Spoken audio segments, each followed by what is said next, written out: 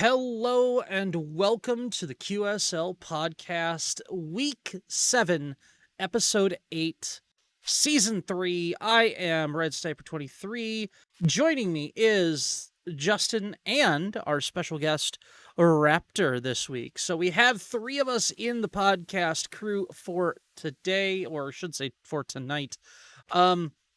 Taking a look at week 7. We're going to take a look at the games that are to be played, all the makeup games. Hopefully that will be played during week 8. We're going to look at the all-stars that have been selected and the teams that have been selected. And then we're going to talk some playoffs, some current standings, and what we expect to see coming up in the postseason. So, gentlemen, let's take a look at the majors and our first matchup of the night.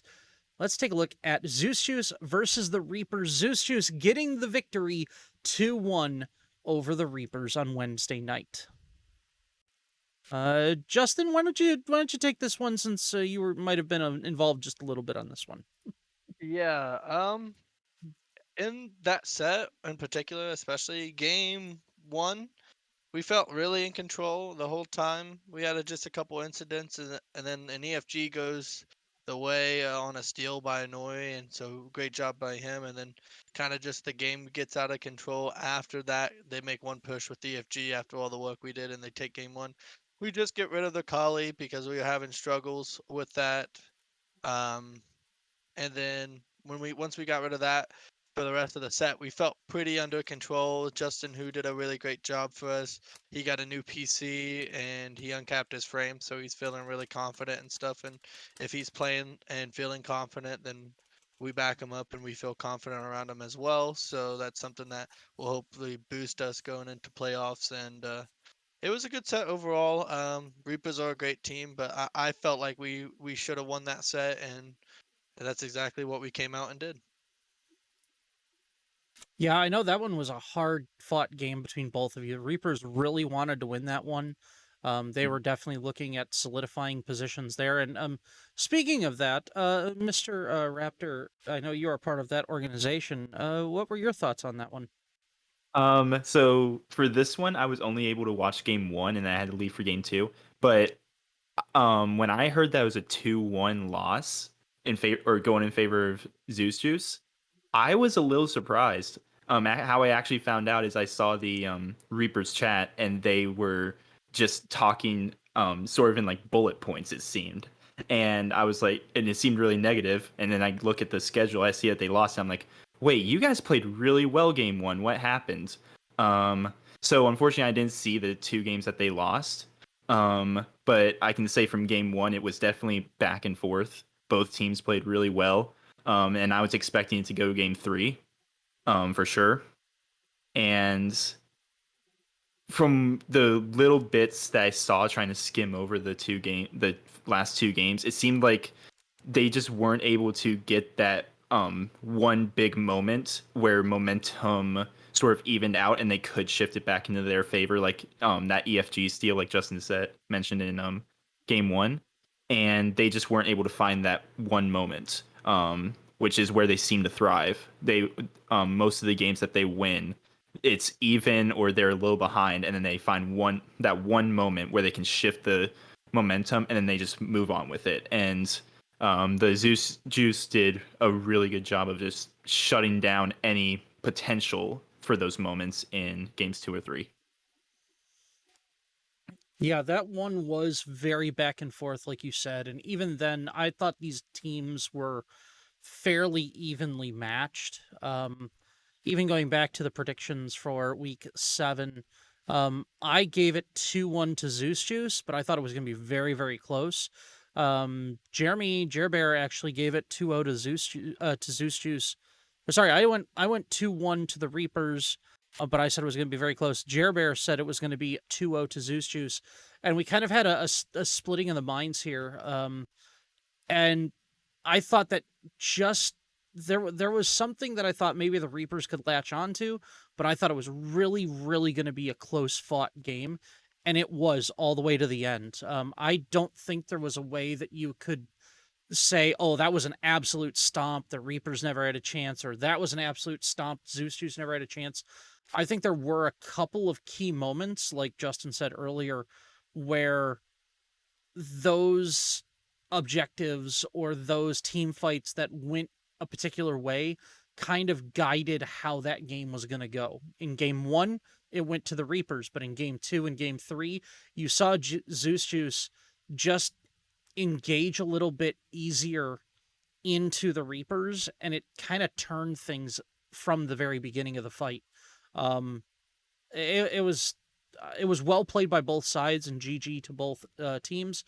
But yeah, 2-1 to Zeus Juice on that one. So taking a look at the second matchup of the week, we have the Pittsburgh Phantoms playing Boone Gang. Boone Gang trying to hold on to their playoff lives at this point, and they managed to squeak the 2-1 victory away from the Pittsburgh Phantoms. This one was crazy. This was such a weird set for me to see because I didn't expect the Phantoms to struggle as much as they did. Thoughts on this one, gentlemen? I mean, Yeah. oh, sorry, go Go ahead. ahead, Raptor. Go ahead, Raptor. Okay, so this one thoroughly surprised me when I saw the result. I must give my apologies up front. This is the one week I was not able to watch many of the games, and of course the week, I show up on podcasts, so that's some unfortunate coincidence. But when I saw the result for this one, I was genuinely surprised.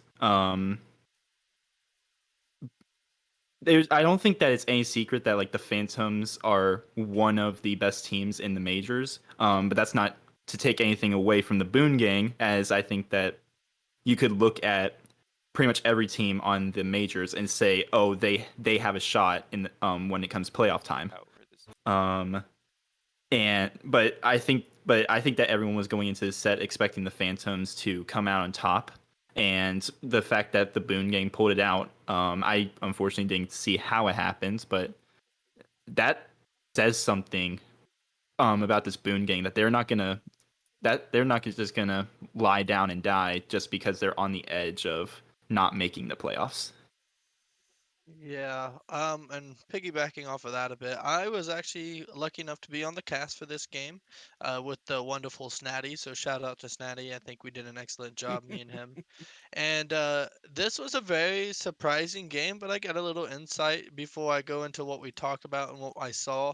Um, I think the Phantoms and the Booney gang were going into this match with an understanding that it was just going to be for fun and all this other stuff.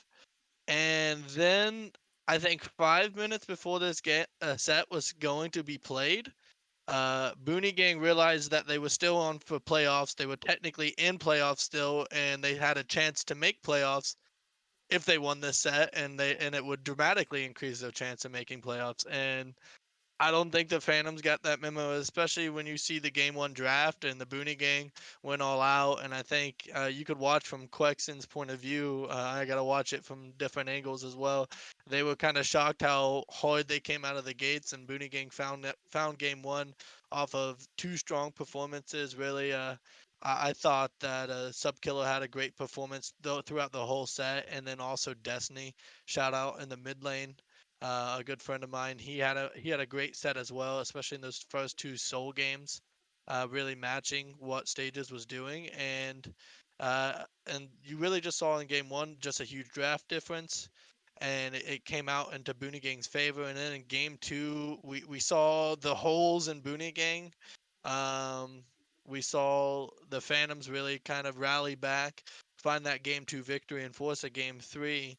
And realistically, you see these 2 drafts come out of these 2 teams, and I thought it was Phantoms all the way. I thought their draft was good. It complemented what their players wanted to do.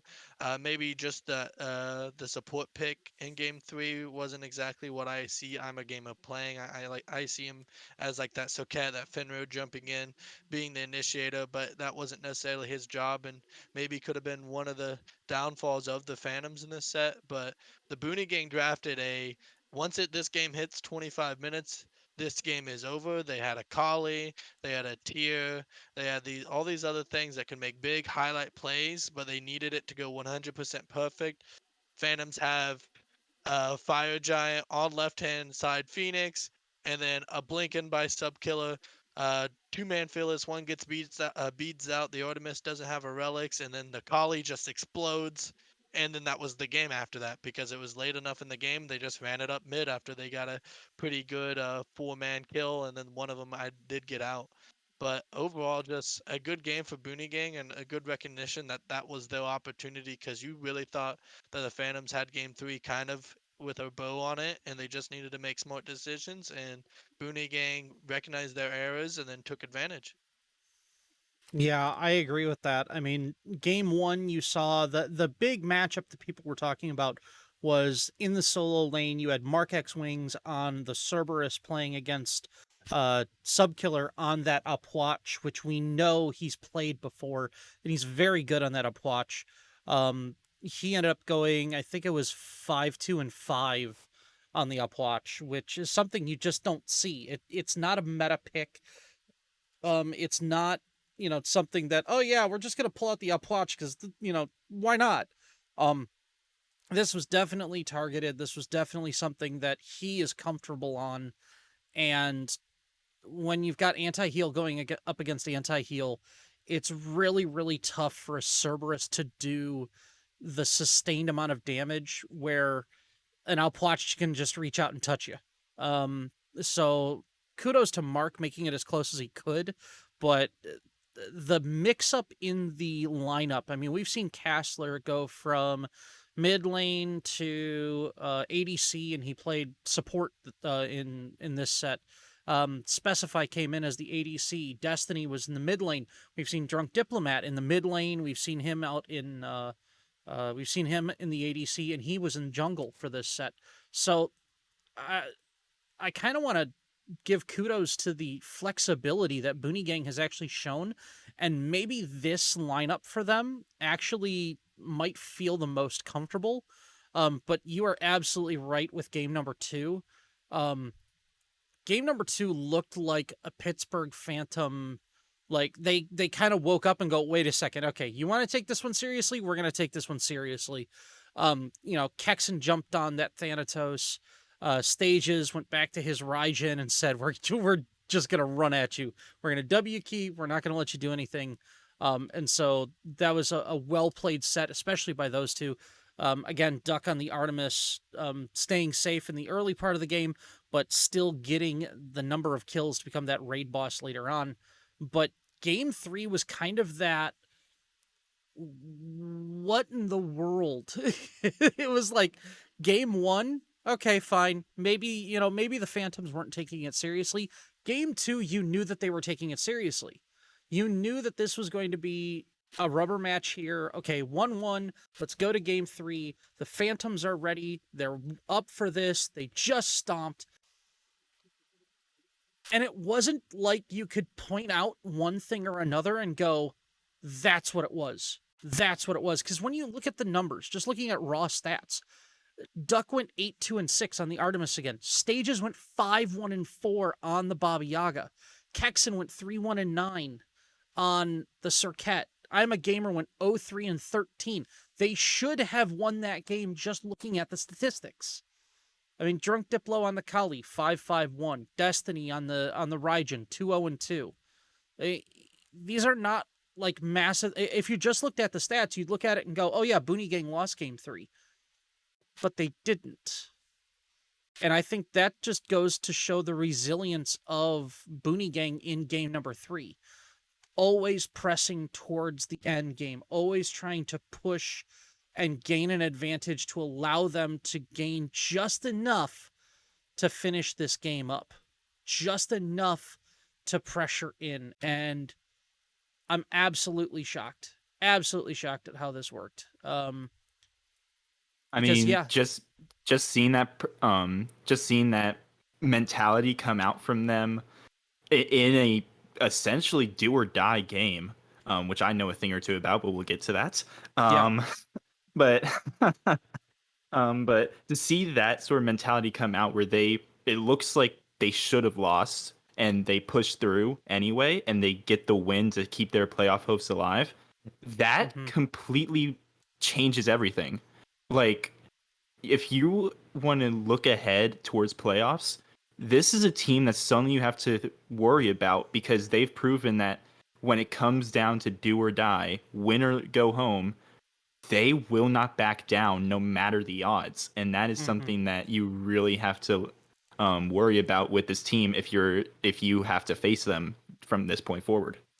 Yeah, Yeah, and and oh, go ahead, Justin. sorry, and just to piggyback a little bit off what you two have been saying, just really in that game three, it was a bit of a little bit of a back and forth game. They did get an early Phoenix, but then Phantoms just completely wrestled at control, so they had a weak point. And then just the resiliency, and all it takes is one big pop off moment, and that's all it took for the Booney Boys to Booney Gang to win that game. Because we talked, you even mentioned the 5-5-1 Kali. Well, 3 of those kills happened in the last minute of the game. So, Yep. and that's all that matters. Yeah. And I mean, Mm. when looking ahead on this, when you look at sports that have a regular season that set you up for a playoffs, especially when you look at a relatively long tournament, you never look at a tournament and go, well, obviously the number one team is just going to win it all, or the number two team and number one team are going to make the finals, so who cares? It's Yeah. always the teams you got to the teams you got to watch out for are the teams that get hot at the end of the season. You know, you can have the teams that are amazing at the very beginning, but if they drop off towards the end, then you start scratching your head because you go, wait a second, like especially in the NFL, the wild card team can play the team that won the division, but if the wild card team is hot and the team that won the division, like the Steelers last year that went 11 weeks in a row without a loss, and then they just started Sadly. losing games. Yeah, they had 3 key injuries. Ben, Big Ben looked tired towards the end of the season, and they just lost to the Browns in the wild card game. And you're kind of scratching your head and go, wait a second, they just went 11-0 at the beginning of the season. There's only 16 games, and they kind of went out with a whimper. It's like I thought they were winning games. I thought this was how it was supposed to be. But when you look at how the team dynamic worked, when the injuries came in, when the problems happened, that was the big issue that everyone had to think about was, oh, the team that got hot, the team that was really there to to throw everything down on the line, that's the team you got to look out for. And I think Booney Gang kind of fits that mold right now. I mean, you could even go with something a bit more relevant and say if you have Paul, Neilma, and Zapman on your team, you're gonna win worlds. uh, yeah, I mean, it's the teams that you're least worried about that you have to be the most worried about, and that's just a fact. Don't look down on any team. Don't go in expecting to have an easy set. Yep. And And, speaking of that, and let's hold on, real quick yep, before we go move ahead. on, I would like to backtrack real quick. When you were Sure. talking about the solo lane matchup, you said that Cerberus can't do consistent damage, but Opwash can just touch you. Well, I I don't was think that was a euphemism, but I'm gonna make it a euphemism. Opwash uh-oh. is a certified furry now. What Make I the memes. Oh man, please don't. What I was trying to say was the range that Alpwatch has that the Cerberus doesn't. That's what makes it difficult having a ranged matchup into a non-ranged matchup. It's very difficult for Cerberus to jump onto the Alpwatch without getting blown up himself. But anyway, since he had to go that way with I it, know. gee whiz. I knew what you meant, but I'm an Opwash main, so I'm allowed to say that. Oh no. Oh. Well, so much for getting invited back. Um All right, so let's take a look at the next one, the King's Dukes and the Obsidian Mages. King's Dukes and Obsidian Mages. That one was a fairly quick 2-0 to the King's Dukes. Gentlemen, why don't you walk us through this one? I guess I'll go first because I'm kind of in the same boat. I believe as Raptor. Hmm. I did just watch and peek through the highlights, but I talked to one of the players I'm good buddies with, G, and just peeping through the highlights. I was casting during this game being played. Peeping through the highlights, it was a bit more of a a bit more of a less clean environment, I would say, than the Dukes typically expect. The Mages got away with a couple, bringing in Chino Del Rey. Brought a little bit of, I guess, light. You saw a couple role swaps in between games. Welbeck's played mid game one, went back to solo, I believe, game two, or it might have been the other way around. But the mages made it a little less clean than the Dukes like to feel. Hmm. But regardless, the Dukes came in. They did what the Dukes want to do. I think Vacus struggled a bit in that mid lane, although it did a bunch of damage on that Persephone. The game two, he seemed to struggle a bit more on, and then just other than that, is just once the Dukes finally said, "All right, it's past 20 minutes in this game," they just buckled down, won the team fights as they typically are known to do, and uh, closed out the mages pretty quickly after that. Yeah, I don't really have much more to add on to that. I think that we all knew that the mages are, as a team, sort of struggling with team dynamic and all that. They're struggling on the inside, and that, ooh, voice crack. I'm sorry about that. That is very evident in their in how they're playing on the map. There's a lot of teams that can have those internal conflicts, but you don't really see it in their play. If you didn't know that the team personally or players on the team personally, you wouldn't see those conflicts. But unfortunately for the mages, it's very evident, and it's just really unfortunate because of the talent that is on that team. Yeah, I mean, you look at, Wabux playing solo. He played mid in this set and looked actually fairly good on the Thoth in game one, went 5-5-5. Dragon went out to the solo lane, went 3-3-2, and actually had a excellent battle with Raven Strider. Was actually very even for the most part, and Sandman Sam really kind of took over game one on the Pele, went 12-5-8. Um, and it was just his presence throughout game one that kind of threw the mages on the back foot throughout the game. Um, it really wasn't one particular thing where you just go, oh, well, Sandman Sam was just killing everybody. He really wasn't. He was just taking the opportunities that his laners were giving him, and more often than not, he was coming away with those excellent, excellent ganks. I mean, Clay City in the duo had 8 assists. Raven Strider had 9 assists. Vacus in the mid lane had 13 assists. I mean, when your mid laner is getting 13 assists, you only got one of two things. Either you started team fighting early, or your jungler stole all the mid laners' kills. That's about what's going on here. As Vacus goes 1-6-13, Sam and Sam goes 12-5-8 in game one. Game two, on the other hand, was a lot more methodical. Game one was kind of, we're just going to run at you kind of thing. A lot of action back and forth.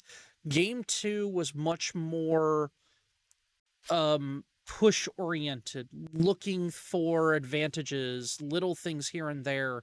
Sandman Sam comes out on the Guan Yu in the jungle. He's going up against I believe it was Oreo in the jungle for this game for the mages. He was on the Achilles, and Oreo went 7-2-2. Sandman Sam only went 3-1-2. So a lot less of an impact, but again, Guan Yu has his impact with the sustain. But the real issue in game two was Raven Strider on the freaking Zhang Kui. That god, someone needs to stop him. Period. The game, I'm trying to remember exactly how long it was. Let me take a look at my notes real quick here. The Dukes did play Jean Quay. Sandman Samuel was on that and against the Phenoms, so that might be the game you're recalling. No, game two was Obsidian Mages and King's Dukes, and that one was Zhang Kui. That was Raven Strider. I casted this game. So game two only lasted 24-31. So less than 25 minutes. And in less than 25 minutes, Zhang Kui still has 30k damage mitigated. I mean, that is insane, first of all. still does 12k player damage, and then on top of it, is this, because he's just so tanky, you're trying to gain there was no ability for anyone to really free cast. Chino went 1, 2, and 5 on the Izanami. Dragon went 4, 2, and 5 on the Morgan Le Fay, which Morgan Le Fay, I mean, we know that god is very, very strong, but really wasn't able to make the damage tell against the likes of Clay City on the Kernanos and then Ravenstride on the Zhongqi. It was such a big tanky lineup that the damage, and I think this is maybe more of a meta shift in the game, where you're starting to see more warriors in the jungle, you're starting to see more tanky play. The front lines are becoming a lot more impactful in the game. And I think that's really what the Dukes went for in game 2 and played it with absolute brilliance. There's no real one person you can point out and go, well, this person here or this person here was the reason they won. Other than Ravenstrider just being the beef that he was, there really wasn't anything else. I mean, Clay had the top kills for his team and was 6-2-2. Oreo had the top kills in the game, and he was 7-2-2. So it's not like somebody popped off and you're like, oh, there's the double-digit kill guy. So it was much more of a methodical, we're going to push it down. We get the Fire Giant. We're pushing down that lane. I think they had a 3 or 4 kill wipe. And then they just went into the Titan room. It was much more of a slower, methodical game 2, whereas game 1 was much more chaotic, getting the picks, moving things around, making sure that the mages were never quite comfortable. But yeah, that one there was a 2-0 to the Kings Dukes, both games sub 30 on that one. So the last of the majors games was Phenoms and Archon Dragons. That one actually became a FF. So Phenoms were trying to get things scheduled. Archon Dragons unable to be able to play, and they did not have a reschedule, so that game becomes a 2-0 victory for the Phenoms. I don't think we have to really go into much analysis there for that one. No. We'll probably talk about it later once we get to the playoff talk and just how that implements in terms of them and who they're competing with. Yeah, it's just an unfortunate event given the time of season it is. That is absolutely correct. That is probably the best way to put it, was an unfortunate event. But let's take a look at minors. We got 4 games. Well, we're going to talk about 4 games in the minors, but we're actually only going to talk about 2 because 2 were reschedules. So the Kings Knights and the Obsidian Knights, both teams had something happen where they just couldn't play on their originally scheduled games. So they are going to reschedule for week 8. And the Little Noms and Arc Lords had a little kerfuffle during their scheduled time. So they are also going to reschedule for week 8, which means we only got 2 games to talk about for the minors. That is the Chosen Guans and the Ferrymen, and the Charlotte Fury and the Boone Boys. Let's talk about Charlotte Fury and Boone Boys first, because I want to save sort of the heartbreak for the last one. Smart. So Charlotte Fury and Boone Boys, that is surprisingly enough a 2-0 victory for the Boone Boys of all teams. Okay, so gentlemen, when you first saw this result, what did you think? I thought, wait, this set was played already? I literally had no idea this set happened or was happening. And then I saw his 2-0 Boone Boys, and I thought for sure the Fury trolled. And then Red's over here like, no, they didn't troll. And I'm like, wait, what happened? Where can I find this set? I want to watch it now. And I can't find it anywhere, unfortunately. Yeah, so there was some controversy in this one. And I'll give you guys, because I want your genuine reactions. I haven't told them before right now. But there was a in-org sub that was utilized by the Boone Boys. That was Subkiller. Yes. Yeah. Oh. So Subkiller was utilized by the Boone Boys to play against the Charlotte Fury. Subkiller is actually a legal sub because he is only Diamond 1. He is not a Masters player. He is not a Grandmasters player. He is only a Diamond 1 player. And because of that, he he came in and was a force to be reckoned with. Are you sure Against you the weren't Charlotte looking at Fury. Smurf account? Or did we get the experts at High Res that we obviously have to come in and check that he wasn't smurfing or anything? Because Oh, I'm low key Yeah. having a hard time believing that he's only in Diamond. Look, I'm stuck in Gold 5. I have the MMR of a Bronze player right now because I can't demote. um, but sub killer is sub killer. Like I don't know Yeah. how else to put it.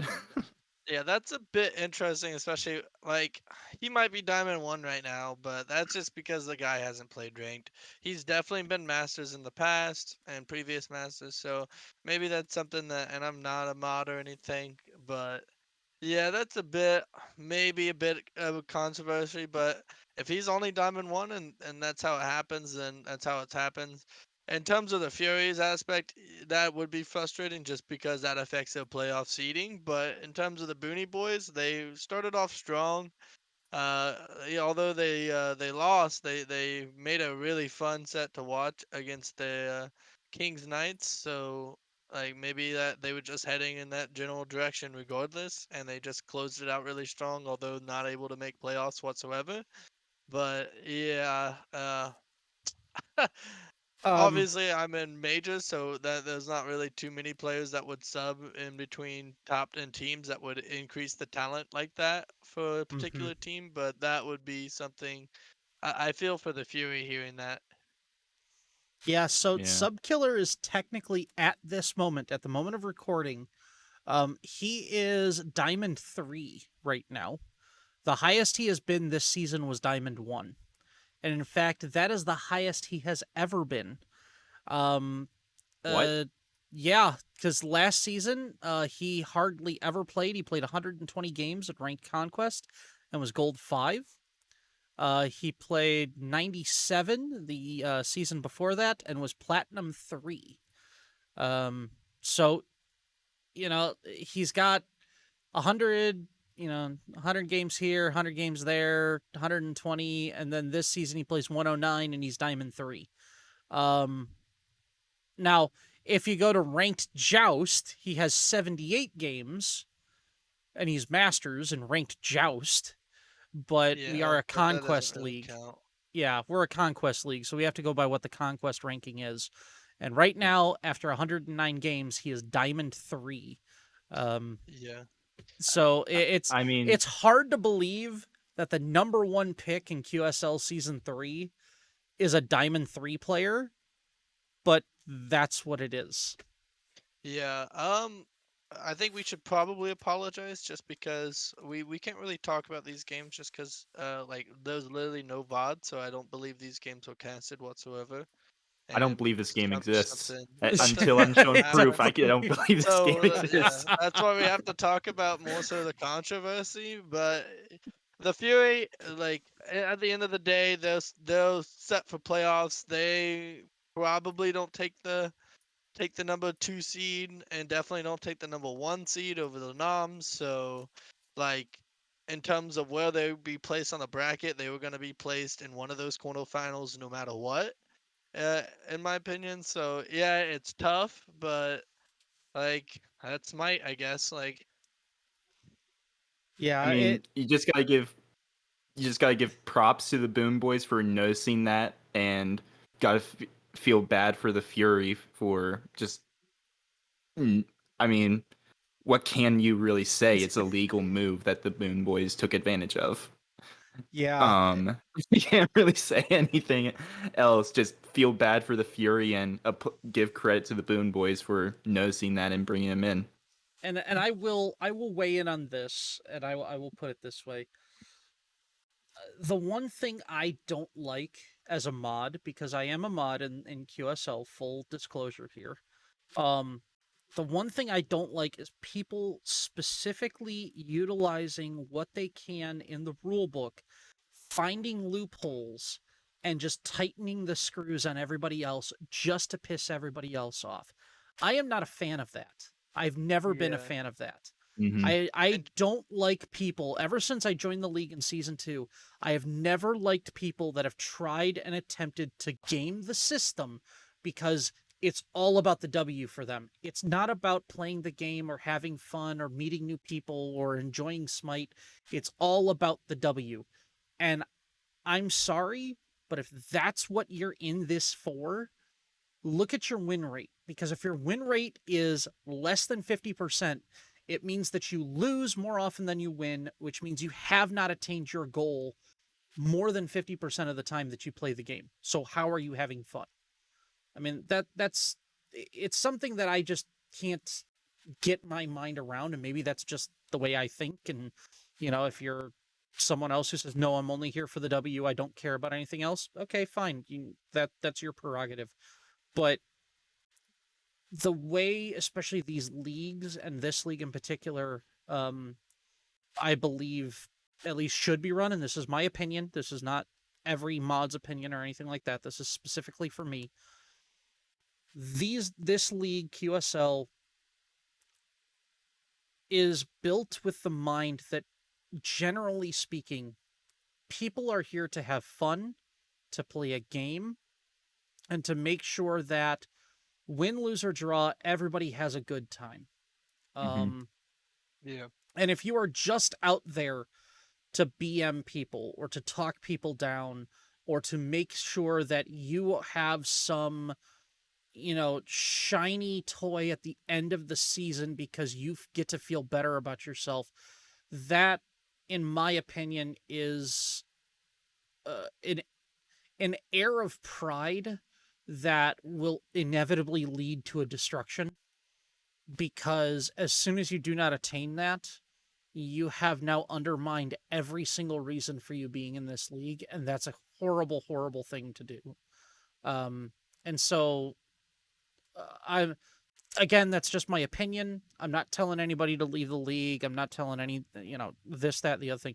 What I am gonna say is, if you're here, have fun, man, and we'll try and close loopholes as we find them. That's yeah. about it. That's That's Yeah, about I all I would can just like to say. add, I don't know how I haven't extensively looked through the rules.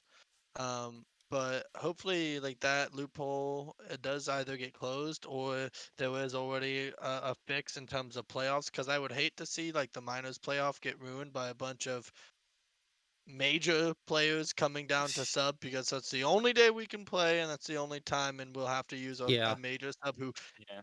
quote unquote isn't masters, So and here's And what so I I would I hate to see that ruin the minors playoffs. so yeah, I here's oh, here's what I go can ahead. say to that real quick, just to allay fears here, is rosters must remain pertinent to their majors or minors. So you cannot have a sub majors to minors or minors to majors in the playoffs. It has to be from that roster. So you have 6 players, you utilize those 6 players.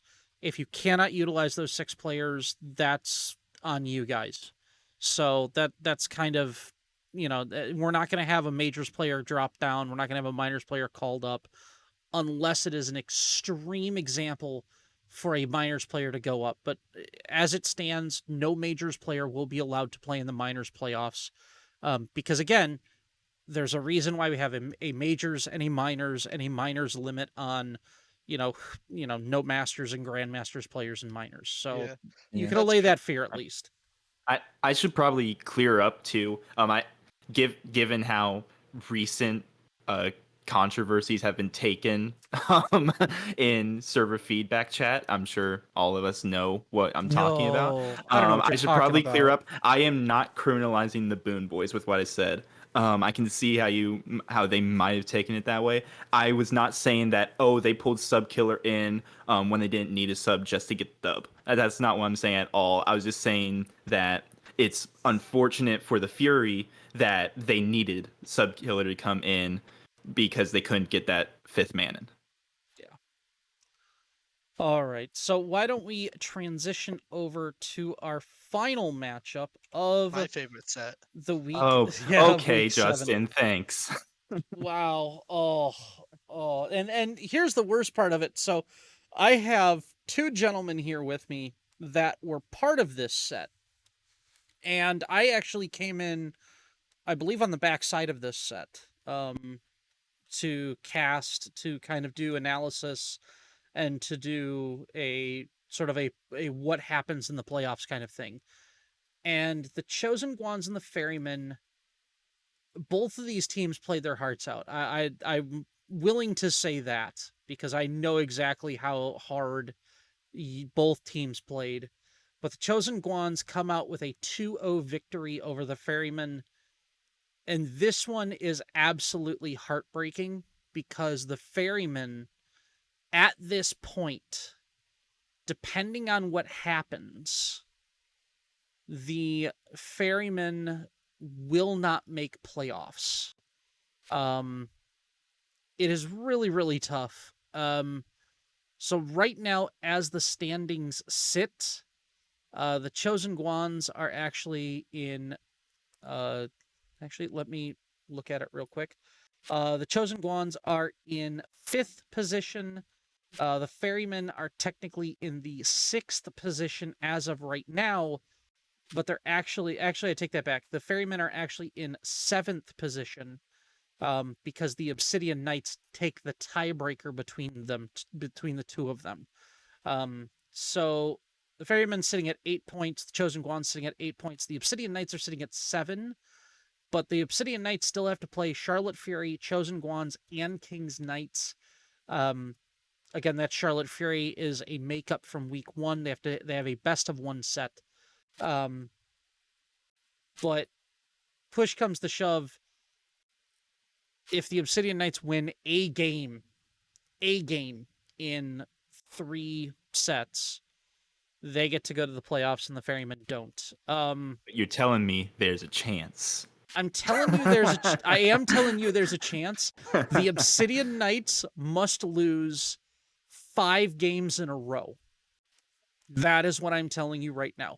The Chosen Guans have to 2-0 them, the King's Knights have to 2-0 them, and the Charlotte Fury have to win the last of the games. So they have to win 5, or they have to lose 5 games in a row in order for the Ferrymen to make playoffs and the Obsidian Knights to sit in 7th place as opposed to 5th place.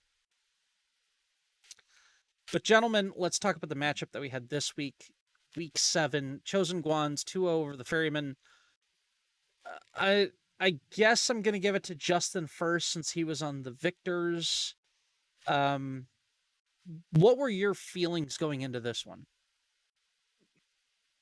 Well, this whole set was happening at the tail end of the set I was casting for the majors, and but after the Guans lost in week 6, the mentals were in a good place, but they still needed a bit of a pickup, and I did a bunch of math and did a bunch of just looking at the schedule, looking at what games needed to be played, looking at the points that were already achieved, and I knew that if the Guans, regardless of if they win the set 2-0 or 2-1, they pass the Ferrymen, and that being the Ferrymen's last set of the season, automatically win the tiebreaker versus them.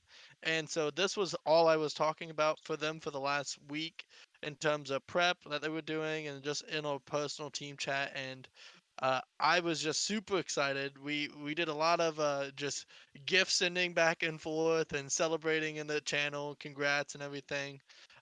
Because even with us beating the Reapers, that pretty much almost guarantees us, although there's a chance we couldn't make playoffs, but almost pretty much is a guarantee we make playoffs. And with the Guans winning this set as well, just a huge win for the organization this weekend.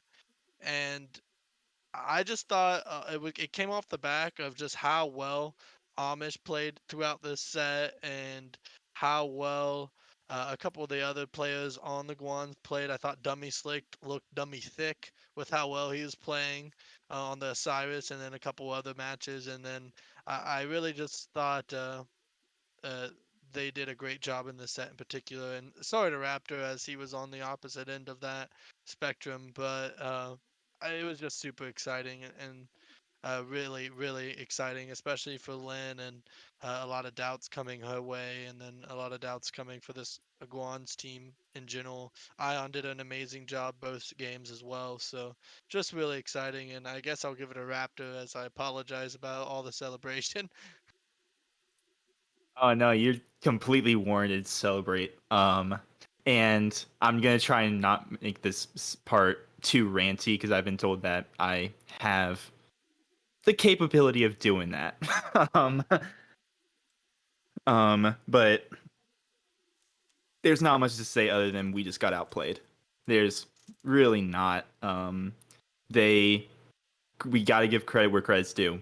The chosen Guans went out there and they showed the heart and will to win. And even and as much as we wanted to win, as much as I was hyping up the team going into this week, as much as I was saying this is win or lose, we need to play like our lives are on the line. It just wasn't enough. And as we said before, there is a chance, but honestly, no matter how it turns out, I'm happy with how the season went. Obviously, the competitive side of me, because if you know me, if you know how I am in game, I'm very, very competitive.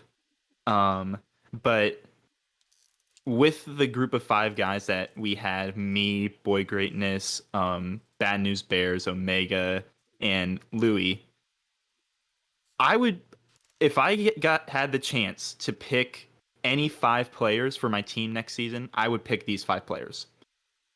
Well, 4 players because I'd be on the team already. Um, they're just a great group of guys to play with. And it's there was a point where we kind of knew our season was over. I think it was right after they took the Fire Giant, and I don't remember who it was. I think it might have been Bears maybe that went in trying to get a steal, and I can't remember whether he died or what happened. But I remember after that, you could tell that we all just kind of knew it was inevitable at that point, and we were still laughing in comms. We were still telling jokes. We still had our spirits high, and when me and Poe, shout out to Poe by the way for giving me the opportunity to captain for her. When me and Poe were making the team, we were looking for players who had that kind of mental, who win, lose, or draw, could laugh it off and learn from the experience and not look down as if it's a bad thing. And the team that we had was just really special, and I would, as I said, I would play with this group of guys next season, even if the season ended up being the same way. I'm really happy with the team that we had, and I really wish that I could give them more, but it's just how things played out. And just gotta look forward and excited for what comes next for me, for the organization, for all these guys. Yeah, and again, well played on both of your guys' part. I know it's really tough after throwing so much into a season just to see it ripped at the very end. And I mean, well, let's look at it this way. No matter what happens, Raptor, you guys still do have one more game. Yeah, Um, but I will say this: depending on what game we play, will completely determine how we play the set. sure. If we face the Boone boys, I'm just gonna say it will not be the most important or maybe even interesting set that you've watched. But my team is determined to make it the most fun and wild set you will see all season. That sounds awesome. I'm So all about that. if you are willing to see that, go Obsidian Knights. If you want me to succeed, cheer for Lynn and cheer for Wow. the Kings Knights. And I guess that's actually a pretty good transition into the makeup games. So we have had a total of, it looks like 7, 1, 2, 3, 4, 5, 6. 8. There are 8 makeup games that need to be played in week 8. And that is for both majors and minors. So let me go over to my schedule here. Okay, so the King's Dukes have to play the Archon Dragons. The Phenoms have to play the Obsidian Mages. The Pittsburg Phantoms have to play Zeus Juice. That's kind of yeah, that's really about it. Boone Gang has to play the Archon Dragons, and the Obsidian Mages have to play the Archon Dragons. So there's a few noticeable matchups there, and really everything can turn. The Archon Dragons, if they schedule all 4 of the games that they need to play, the Mages, the Boone Gang, or sorry, three matches, the Mages, the Boone Gang, and the Archon Dragons, that's 9 points. That could give them 16 points and put them above Phenoms if Phenoms loses to the Obsidian Mages. Just throwing that out there. If you want to know how crazy this could get, the 7th place team could end up in 2nd. I mean, that, which is nuts, but it's a possibility. I'm not saying, there's a mathematical probability here. In the minors, and this is where it gets a little tricky. So the Little Noms have to play the Arc Lords. That was the week 7 game one of the week 7 games that needed to get rescheduled. But the big one here is the Obsidian Knights. They still have to make up their week 1. It was determined that an illegal sub was used, but each team had won a game.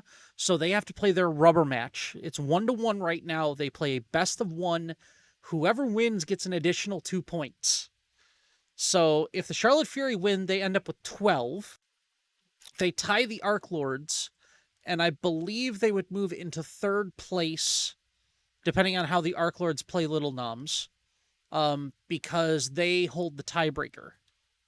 If the Obsidian Knights win, they then get to 9 points, which puts them just below the Charlotte Fury, knocks down the Ferrymen into the 7th place, but then they still have to play Chosen Guans and King's Knights. So if they play the Chosen Guans and beat the Chosen Guans, just saying, not saying it will happen, but just saying it might happen. If that happens, and they have already beaten the Charlotte Fury, they go from 9 points to 12 points. That ties them with the Arc Lords and puts them in 3rd place, puts them in 4th place because the Arc Lords hold the tiebreaker. If they take a game then off of the King's Knights, that then puts them in 3rd place because they would have 13 points. So the Obsidian Knights, again, the number 7 team, if they win out, they could actually end up in 2nd place. So essentially what I'm hearing is that we could have a last week SK run where 7th seed goes all the way up to the 2nd seed. All the way. And so at this point, the only 2 teams that are locked into their positions are the King's Dukes and the Little Noms. They both have a 1st round bye. So the King's Dukes and the majors, the Little Noms and the minors, they both have a 1st round bye. They are already in the semifinals. They have to win 1 set, and they will be in the finals of their respective divisions. Now, that being said, there's still another bye. There's still the 2nd place bye. So, interestingly enough, right now, the Phenoms hold it in the, and it really is going to be tough, because I believe if I've done the math correctly, there's no possible way for anybody except for the Phenoms to get 2nd place because they have 15 points right now. Yeah, mathematically, it doesn't look like it. Yeah, no. And even if the Dragons win out straight 3 sets, yeah, they get 12 don't points, not reach. 15. So the Phenoms and Dukes are set with buys. Yep. So we're really just looking at playoff seedings for the quarterfinals with the Phantoms through the Dragons at this point. Could be the Mages. They could be part of it. It's going to be really difficult for them, because even if they win out, they beat the Dragons, they beat the Phenoms, that gives them 7 points. But they've already lost to Boone Gang, which means they would be underneath in the tiebreaker, so they would still miss out. They would still be 7th place instead of 6th. I So would just like to shout out something that I just noticed. Shout out to the Underworld for being the only org that does not have to reschedule any games. that is very true. That is very true. The Underworld organization has played all of their games by week 7. Kudos to you guys. And an elite organization right there. Absolutely. I have been so happy about that. Now, the two teams that do like give me fits in the middle of the night are obviously the ones that still have 3 games left to play. Yeah. The Archon Well, no, Dragons. it's obviously the Obsidian Kingdom because they have 5 total sets to play please. still. Oh my goodness, please. Oh, yeah, the Obsidian Kingdom is pretty bad. I mean, the Archon Dragons org as well has 4, so they're not far behind. But yeah, the Obsidian Kingdom has 5 left to play, 2 in the majors, 3 in the minors, and the Archon Dragons org has 3 in the majors and 1 in the minors. So it and that also has to, in my opinion, go along with the chaos that has happened in both of those organizations that has happened through the season. Captains go missing, the entirety of the shuffling that happens back and forth with all the players that had happened so far this season. So that just, yeah, I'm leaving that the where it is. Yeah. Speaking of makeup games, the Obsidian Knights and Chosen Guans at the time of recording this has Oh my just been goodness. scheduled. So Yep. you know my team is watching. You know the Ferrymen are watching that set very closely on Friday. Yep. So Friday at 8:30 p.m. Eastern Time, September 3rd, the Chosen Guans and Obsidian Knights, and that one is huge. That one is absolutely massive. Because remember, if the Obsidian Knights lose out, if the Chosen Guans get a 2-0, the Obsidian Knights have to win one game, just one game, and then they make playoffs. So the Chosen Guans could 2-0, and they could save the season for the Ferrymen. And then the Obsidian Knights would end up playing the Bois in the Wooden Quacken match, as I have so dubbed it. The Yeah. Wooden Kraken match. I think it's very fun to point out in terms of with these minors, most of the teams is really just is Ferryman out or the Knights in, and the Knights have way more than enough opportunities to hopefully secure their spot. But hopefully for Raptor, he's hoping they botch every single one of those attempts. But I'm just saying. Go Lin. We Lin. In the words of the very wise Jeremy, we Lin stand here. yes, definitely. But in terms of the majors, actually, the it's really just the Reapers, and that's the top 4. So Dukes, Phenoms, Phantoms, and Reapers are pretty much secured. Whereas Zeus Juice, my team, and then Boone Gang, Dragons, and majors, I believe mathematically are officially out of playoff contention. But Zeus Juice, Boone Gang, and Dragons, all the remaining sets or games are very important because those could dictate whether or not they make playoffs or not, and those 3 teams are on the hunt for playoffs. Yeah. Mages are officially out. It is down to the Dragons and the Booney Gang. Who's going to make it, who's not going to make it. And we'll find out, because it's going to be absolutely crazy this last week. Again, if you are listening to this, talk to your captains, talk to your organization owners. The organization owners did receive a ping the day of recording, August 30th, as to what the games were that needed to be played and what the deadline is to play them. So if you are a player on one of these teams and you are desperate to get into playoffs, make sure you contact your captains, contact your organization owners, get these games played, because I'd really hate for you guys to miss out on a higher seed or on even making the playoffs just because you didn't get the game played. So let's get those things going. And speaking of which, because remember, that's week 8. Week 8 was thrown in there as a sort of catch-all, make-up kind of week. Now let's talk All-Stars. So we've got All-Stars week right after week 8. Let me make sure I'm doing this correctly.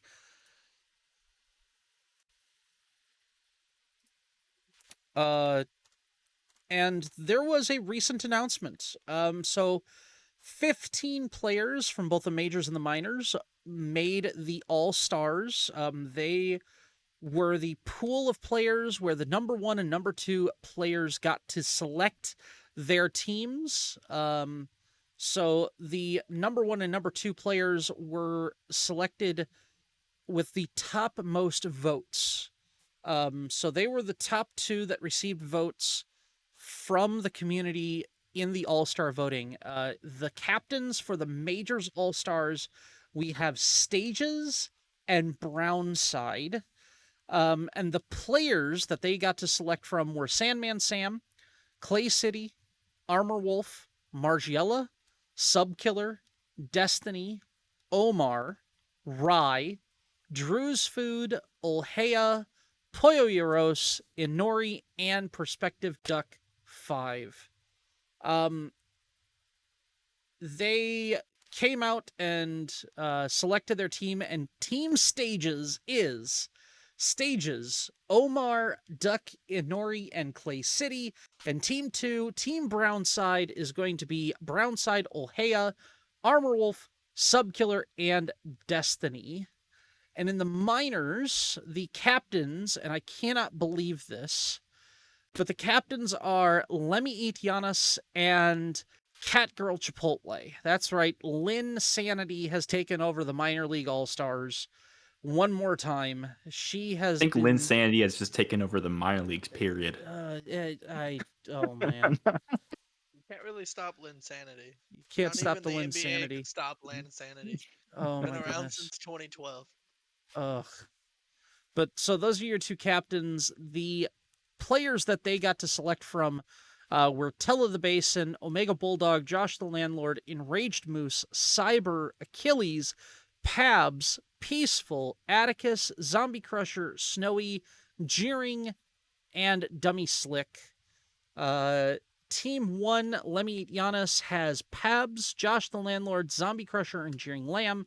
And Team Lynn, Catgirl Chipotle, has herself, Telly, Achilles JC, Snowy, and Dummy Slick. So those are your teams. Again, if those players are unable to make it, if something happens, we may have another game where we might have the people that were not selected, they may play. And I hear, wink, wink, nudge, nudge, there may be a Casters v Mod game during the All-Star week, so keep your ears out for that one. Justin, you and me, we can 2v5 all the mods. I don't know. I don't know how the mods stand a chance. If certain casters play like Snatty and stuff, that's gonna be a long night for the mods for sure. What are you talking about? We got mod diff, man. Total mod diff, right? Well, You'll it's not t- like you- high-res mod diff where you guys can like spawn any FG on top of us to defend. No, Don't. that's their secret weapon. That's their secret weapon. They'll just get Mifflin. They'll call him Oh, up yeah. because Red obviously has connections there. We all know that. Connections. All Red can connections. just call up Mifflin. He'll play on Red's account and he'll just give the casters all hell. Please, are you joking? No, I'd call on Fino-K, man. You don't know the kind of reach I have. Does Fino-K have access to the high res mods? He's got access to my account, I can tell you that. Huh. He just has never requested it, so I would be more than happy to turn it over to Fino-K. Hey, I would just consider it an honor to get run from Fino-K. Oh man, no, that will not happen. We are not allowed to smurf, just as you guys are not allowed to smurf, so we're not going to do that for you. Yeah, Although it would be hilarious. It would be absolutely hilarious. Do we want to but talk about these teams and just like what we thought really quick, or just absolutely. So taking a look at the majors teams, you got Stages, Omar, Duck, Inori, and Clay City. And then Team 2, Brownside, Olhea, Armor, Subkiller, and Destiny. So what are your thoughts on the majors teams? This would be a fun match to watch under normal circumstances. This would be like a really close. I don't know which side I would pick, but this is a duck soup match. Yeah. Yeah. This is gonna be even more interesting. I think it could go one of two ways, right? Both these teams could look at each other and say, "This is an all-stars game. We're supposed to have fun. It doesn't matter. We can do whatever we want, and we could see a lot of trolling throughout the whole set."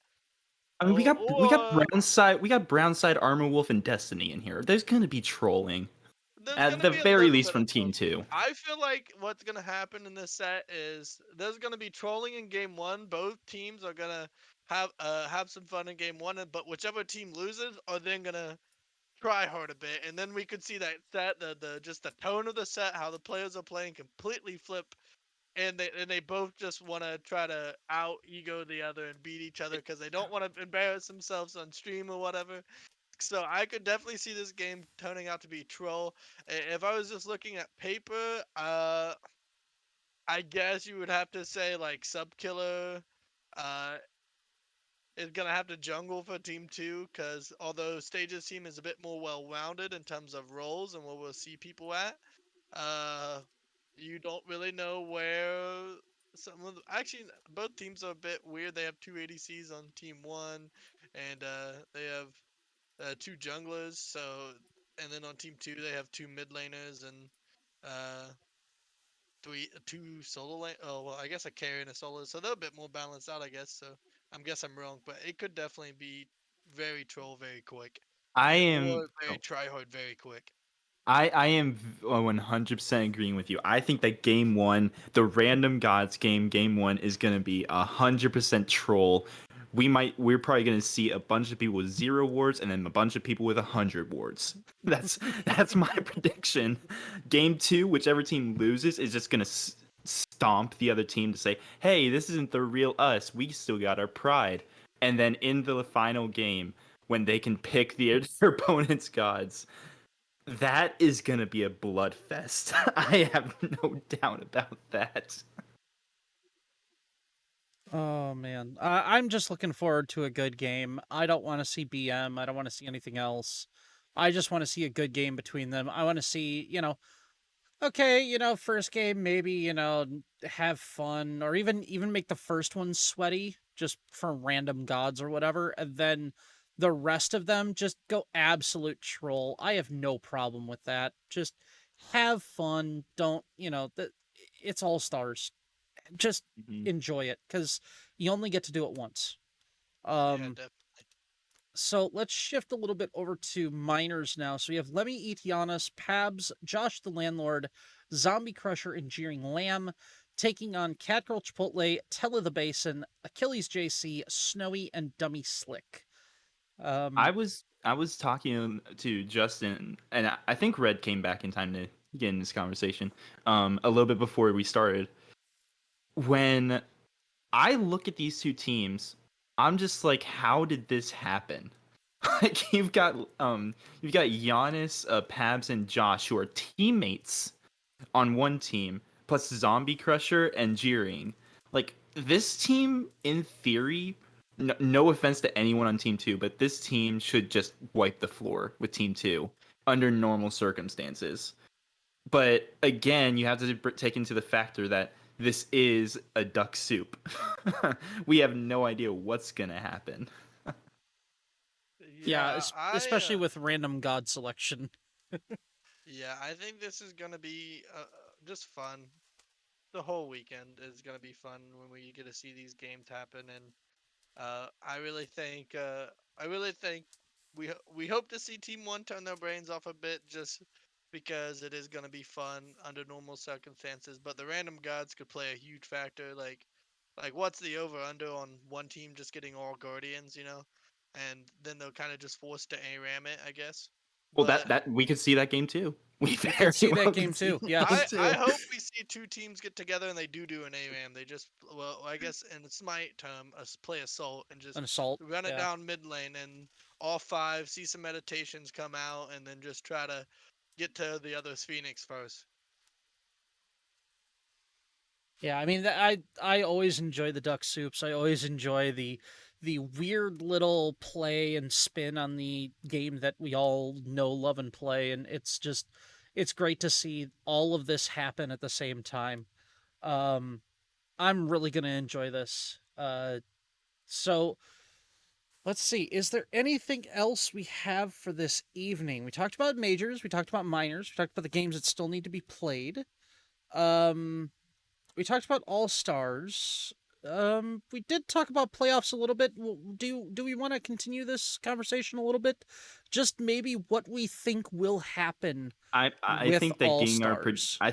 getting our predictions in for like since no position is secure other than the few that we listed, I think that getting our like opinions and predictions for how the playoff picture at the very least could look going into it could be pretty cool or I would be pretty good, I should say. I will say our predictions. I'm planning on the week of All Stars, so not week 8, but the week of All Stars. We are going to release a special playoff edition of the podcast where we are going to talk about what our predictions are for the podcast. We'll talk about the games that had to be Okay. make up. We're going to talk about the exact seedings. But the real big thing I want to talk about here is who is in and who is out. So we've talked a little bit about Ferrymen, Obsidian Knights, Boone Boys, Chosen Guans, and we've talked a little bit about Archon Dragons, Mages, Boone Gang, and Zeus Juice. Who do you see out of those 4 teams on either side? Who's in? Who's out? Who is the 5th seed? Who is the 6th seed? So your thoughts on that, gentlemen. I Mike, go go ahead. Yeah. go first. No, you're good. Okay. So uh Chosen Guans 5, Obsidian Knights 6. I think the Chosen Guans beat the Obsidian Knights in their head-to-head matchup, but I think the Obsidian Knights do take at least one game. I mean, it has to happen. Looking at how many games they still have to play, they have to take one game, right? As painful as it is to say, I think Lynn and her team are going to play extremely well in that one set and secure that 5th seed for her and her team, and then Obsidian Knights will just barely squeak into playoffs at that 6th seed. I guess since we're talking about minors, I think for the top 2 teams, I don't really see the Arc Lords taking a game off the Nom, so I think they'll kind of put into place around the third. I think Little Nom's obviously secure for first. I think the Knights are fairly safe in their spot if they can take a game or the set off the Knights, depending on how that goes, or even if the game gets played. If it's a forfeit for them, they secure themselves the second spot.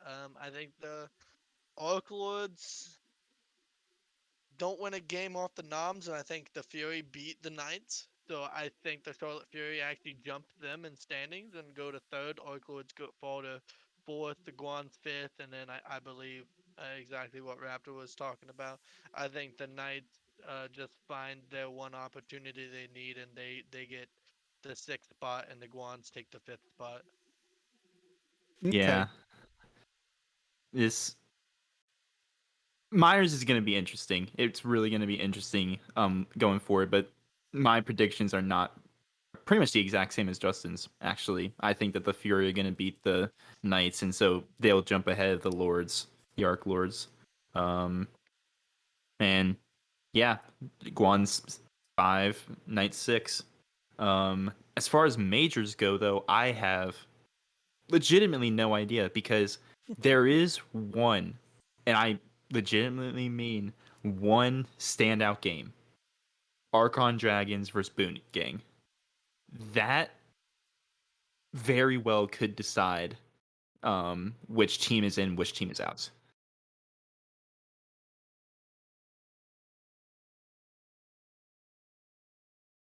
Yeah, I guess with the Raptor talking about that one game in particular, I'll change a bit focus. I think really the story of how the remainder of the playoffs and the majors and the seeding will go. Obviously, the Dukes are guaranteed first. The Phenoms are actually guaranteed second when we looked over the math again. So those two teams are stuck there. Whereas I think two important sets would be, believe it or not, I think the Phantoms and then just my organization, Zeus Juice, is a big set because if we take that 2-0, we leapfrog both the Reapers and the Phantoms and take the third seed. But then also, if the Dragons clean sweep, and I don't think they will just because they have to play the Dukes, they could also jump pretty high as well, I think, up to the third seed as well. So really, I would say the Phantoms and the Zeus Juice and the Booney Gang and Dragon set are really important. And honestly, the Dragons need to play two sets because even if they beat the Booney Boys or the Booney Gang, the gang are still at 7 points and the Dragons are only at three. A 2-0 or the set win will only give them up to six. So it is vital to this Dragons roster that they play at least two of the three sets that they have remaining, and preferably they play their games with the Booney Gang. And if they lose to the Booney Gang, it's going to be pretty tough for them to leapfrog. And honestly, if the Booney Gang beat the Dragons, they take us in points. And if we lose to the Phantoms and don't even take a game off the Phantoms, we could find ourselves on the window outside of playoffs. So it could be really scary for uh, us, the Booney Gang, and the Dragons in terms of who's trying to find their window of opportunity. Yeah, I think that the most important thing is that the Dragons do not get 2-0'd by the Boone Gang. Because, as you said, if Zeus Juice, if your team loses 2-0 to the Phantoms, and and then the Dragons even take one game off of the Boone Gang, then they have the opportunity to 2-0 their next two, or to win their next two sets and tie you in points. If they lose 2-0, then they are mathematically out, unfortunately. Um, and I'm not sure how have you played the Archon Dragons? So we would lose the tiebreaker if they catch us in points. We were Yeah, one of the the few Archon sets Dragons actually. 2-0'd Zeus Juice. Yeah. I mean, did either of you gentlemen think that we're sitting here last week of the regular season talking about how the number 5 and the number 7 teams could literally leapfrog everybody and be the number 3 and 4 seed going into playoffs? Yeah, you would really love to see, especially in my case, you would love to see a much more clear picture and start to prep. But it's just it's tough right now for those three teams, even for the Phantoms and the Reapers, because they don't know quite who they're going to play. Although they're set for playoffs, they could dramatically drop in seeding, and the other teams could dramatically increase in seeding. So it just makes it tough. You wish there was a clearer picture, but that's not always the case. But hopefully, my only focus as a player, I would say, would just to make playoffs.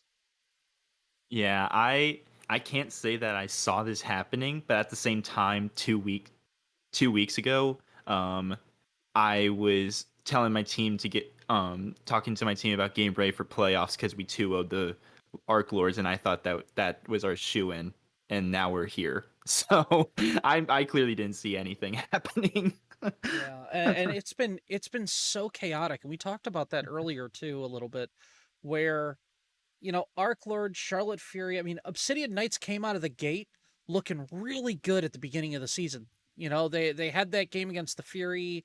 They had a really good game where they beat the Ferrymen 2-1. And then they play Arc Lords. They get 2-0'd by the Arc Lords, but they've always been a very competitive team. And I think overall in season 3, we've had more competitive games than stomps. Like there's been a couple of games where it's like, okay, yeah, that one team really didn't have much of a chance, or there was a lack of coordination or something like that. But Cough, cough, Lil Nom's cough, cough. but but more often than not, we've had really competitive games in season 3. We've had very competitive games. The games that have been won or lost have been seconds of difference. One team fight here, one objective there. A wipe fighting for a fire giant in one game leads to a victory where you never would have seen it coming, or somebody just has an awesome game and pops off, and absolutely amazing stuff throughout the season. But now that we're in week 7 or week 8 now, looking at everything going on, and we realize that there's so much that could have happened, should have happened, but every week really was important because you needed those 3 points every single week to help secure that 6th seed, to help secure that berth into playoffs. And week 1, you look back and go, I wish we would have had that, differently. Or, week 2 or week 3, where you're like, yeah, we were still coming together. And I think if we played them now, it would have been a much different game, or it would have been a much better game, or something like that. But overall, I really enjoyed the regular season of season 3, and I am looking forward to what happens with the All-Stars and with the playoffs coming up. Yeah, I'm Yeah. super excited, especially for playoffs. I just love watching teams at the end of the season grow and then see what they can give, because I think there's been a lot of teams growing throughout both leagues. I think it's unfortunate that you can see in both divisions, you got the little noms and then the Kings Dukes are kind of just setting themselves apart, and those would be heavy favorites, and I'm not going to sugarcoat it, but like after that, like especially in the majors, 3 through 7 right now, since all of those are still in playoff contention, those teams can take games off of each other at any given moment, especially when Boone Gang just showed that they beat the Phantoms 2-1. And then honestly, the Kings Knights, they aren't secured, even though they probably end up getting the bye. Like they struggled against the Guans, and the Guans have also like had bad sets against like the Fury and Oikloids, so it could be really close between 2 through 6 and whoever ends up in playoffs. And this is something that just kind of hit me. I kind of want your guys' opinion on it. Um, how do you feel about how reschedules might have changed how this playoff picture looks? Because teams obviously have grown and or fallen apart as the season goes on. These are not the same teams as they were at the beginning of the season, and with these reschedules, they are playing games that they would have played week 1, week 2, in week 8, where they've had that time to grow, and you just kind of have to wonder if in a perfect world, unfortunately we don't live in a perfect world. We play Smite for fun. We don't live in a perfect world. Um, but yeah, you almost have to wonder if there were no reschedules, would the playoff picture look any different? Probably would, but that's just way too much hypothetical in terms of like I think probably we end up beating the Dragons, and then we'll secure it if we played them in week 2, because that was way before they had it, or week 3, and that was before they had Enamor, and he makes a big impact. Or then you see other teams, and it just goes on and on. Roster changes happen, and these reschedules happen, and so I think overall it's for the better, because you would typically think at the end of the season these people at the peak of what these teams could be and how they are playing. So that should be a good thing. But yeah, it could definitely dramatically change, but there's just a lot of hypothetical going into it. Yeah, not I recognize that. I was just kind of curious your thoughts about that because it had just crossed my mind. Yeah, and that was definitely something that we had heavily debated coming into season 3. I know that I was instrumental in a lot of the things of how season 3 kind of shaped. I wrote a lot of stuff. I wrote a lot of the rules. I wrote a lot of the waiver stuff. Um, Trying to see what people enjoyed about sports in general things that would progress the QSL as a league and to make it more of a solid foundation going forward. And that was kind of my goal when I was asked actually to be a mod. Was my goal as a mod is when I leave here to leave the QSL in a better place than what it was before. Um, and if that means I can, set up some stuff, get stats or, casters or whatever, I was willing and ready to help in that manner. And I can't take all the credit for this because all of this stuff had to go through all 7 mods. We had hours of conversation on, well, should it be 2? Should it be 3? Should we talk about it this way? Should it be that way? How do we deal with subs? And I mean, we debated subs for like 3 or 4 days on how we should use them, how many there should be, all this stuff. So it's none of the decisions were taken lightly, and we wanted to make sure that it was the best experience for everyone involved. And I mean, I I don't want this to sound like I'm patting myself on the back because honestly, I'm patting every other mod on the back. It's not an easy job, and 95% of the times we literally just get, you're not doing this right, you're not doing that right, you're terrible, you're bad at this, you're bad at that. Um, and at the end of the day, I'm a Dirt 4 player playing at